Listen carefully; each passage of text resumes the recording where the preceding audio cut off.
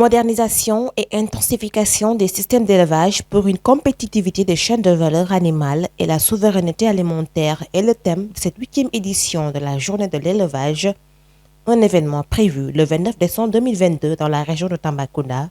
C'est dans cette perspective que le ministre des Forces armées, Maître Sidiki Kaba, et par ailleurs leader politique, a reçu les éleveurs de la région orientale. Objectif, créer un cadre de partage et d'échange pour tous les acteurs sur la situation du sous-secteur.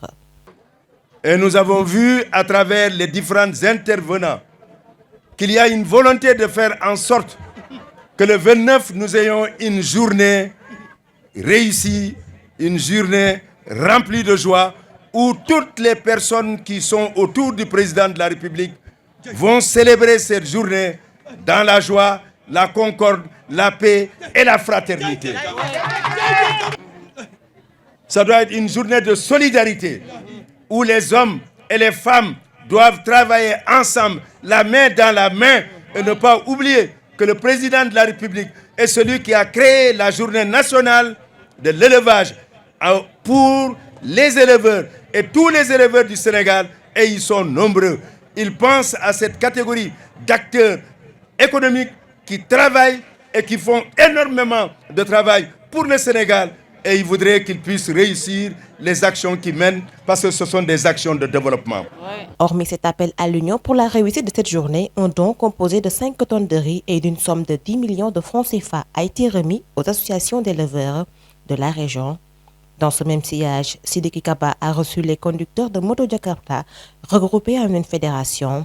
Elle a bénéficié de plus de 300 motos, une manière de réaffirmer l'intérêt et leur engagement pour un développement durable. J'ai acheté à des personnes que je ne connaissais pas. On m'a fait la liste des jeunes dans les différents quartiers et après dans les différentes familles. J'ai essayé d'agir en fonction de cela sans rien demander en retour, mais uniquement apporter une chance à des jeunes pour qu'ils puissent se battre. Parce que le secteur taxi Jakarta, c'est un secteur sensible.